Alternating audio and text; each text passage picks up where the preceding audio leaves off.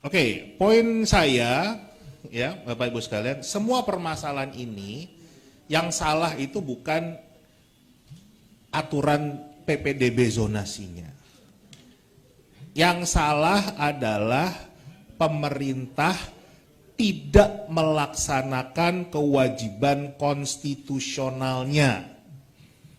Dan kesalahan kita sebagai rakyat, termasuk wakil-wakil rakyat kita, tidak pernah menuntut pemerintah untuk melaksanakan kewajiban konstitusionalnya. Pasal 31 ayat 2 Undang-Undang Dasar 1945 bunyinya jelas. Setiap warga negara wajib mendapatkan pendidikan dasar dan pemerintah wajib membiayainya. Sederhana kan? Jadi tugas pemerintah menyiapkan sekolah yang cukup, bangku yang cukup, dan memastikan semua biayanya ditanggung pemerintah lewat pajak kita. Itu kan? Kita 7 tahun ribut terus urusan PPDB zonasi, masalahnya karena sekolahnya nggak cukup, bangkunya nggak cukup, kan cuma itu. Pemerintah lebih suka bangun kereta cepat, bangun IKN, ngurusin rumput, bangun patung daripada bangun sekolahan. Padahal itu adalah kewajiban konstitusional. Kecuali konstitusi kita mau diganti. Tapi kalau tulisannya seperti itu, kan harusnya itu dipenuhi dulu, baru mengerjakan yang lain kan. Saya tidak mengatakan kalau infrastruktur yang dibangun oleh pemerintah itu buruk, bukan. Tetapi penuhi dulu tugas konstitusionalnya. Kalau tidak dipenuhi, berarti pemerintahnya inkonstitusional. Simpel kan cara berpikirnya? Coba deh, teman-teman wartawan bisa tanya, dari level orang Kemendikbud, orang Bappenas, orang Kemenkyu sampai presiden. Kapan sih pemerintah akan melaksanakan kewajiban di pasal 31 ayat 2? Pasti nggak ada yang bisa jawab. Karena kenapa? Nggak pernah ada perencanaan. Di draft RPJPN 2025-2045 juga nggak ada tentang pembangunan sekolah yang cukup untuk semua anak. Ditambah lagi pelanggaran konstitusi yang kedua, pasal 31 ayat 3, bunyinya adalah pemerintah mengupayakan satu sistem pendidikan nasional. Satu sistem. Tapi coba lihat yang terjadi sekarang. Pemerintah pusat, urusan PPDB nih, akan menyalahkan pemerintah daerah. Ya kan? Pemerintah daerah koordinasinya sama Kemendagri.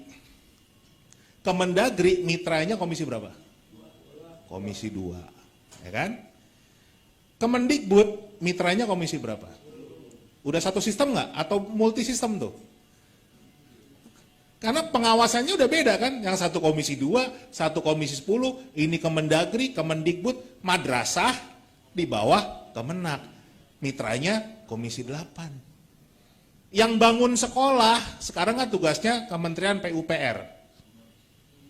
Saya lupa kepanjangan PUPR, R-nya tuh rumput kan. Betul.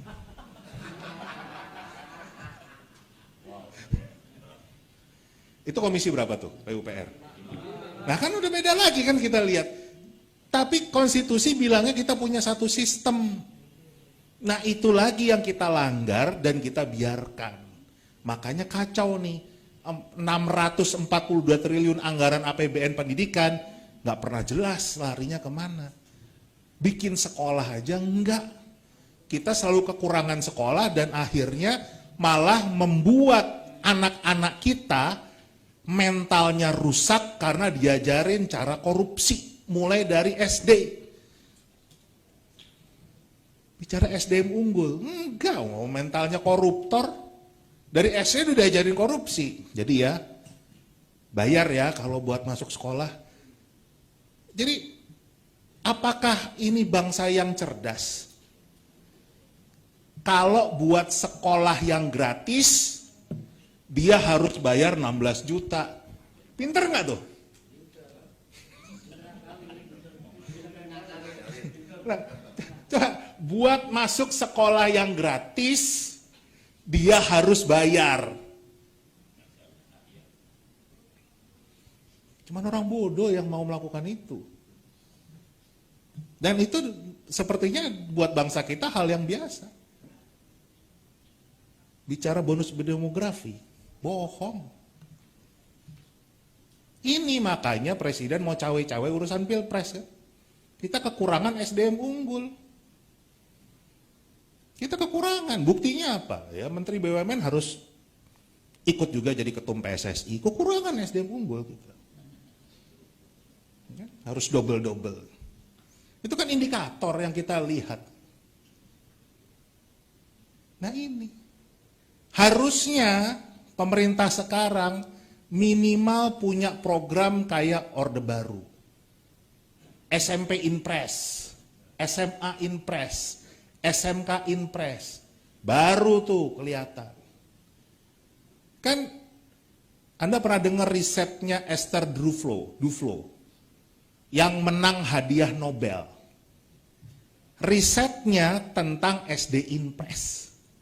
Jadi ternyata SD Inpres era Pak Harto dulu tidak hanya berhasil untuk membuka akses, mencerdaskan kehidupan bangsa, memberantas buta huruf, tapi juga meningkatkan pertumbuhan ekonomi. Itu risetnya menang Nobel. Kita kalau nggak IQ-nya 78,49 kan harusnya ya tinggal diulang aja. Sedangkan presiden kita untuk menunaikan janjinya pertumbuhan ekonomi akan 7% nggak pernah tercapai.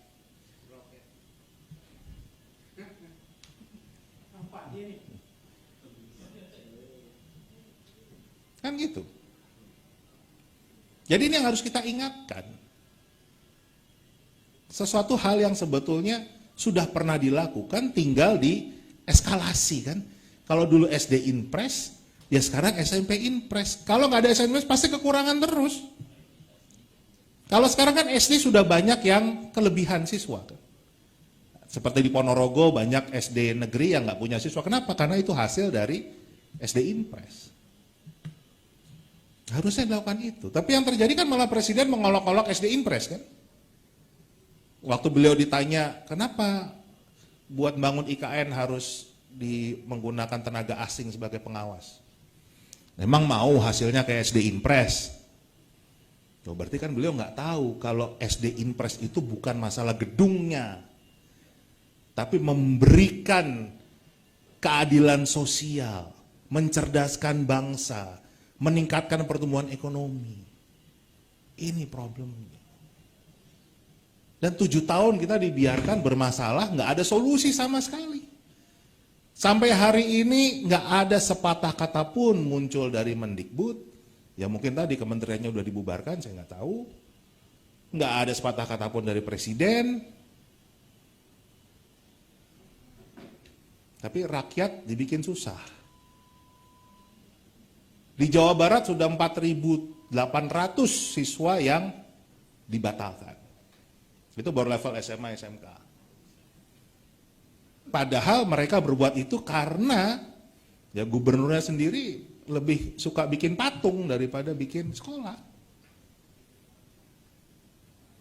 Dan konstitusi tadi kan mengatakan setiap warga negara harus mendapatkan pendidikan dasar dan pemerintah wajib membiayainya. Kan berarti nggak harus semuanya sekolah negeri. Kita bisa pakai cara anaknya sekolah di sekolah swasta tetapi SPP-nya dibayar pemerintah, bisa kan? Harusnya kan begitu. Kalau mau cerdas sedikit, katanya lulusan Harvard,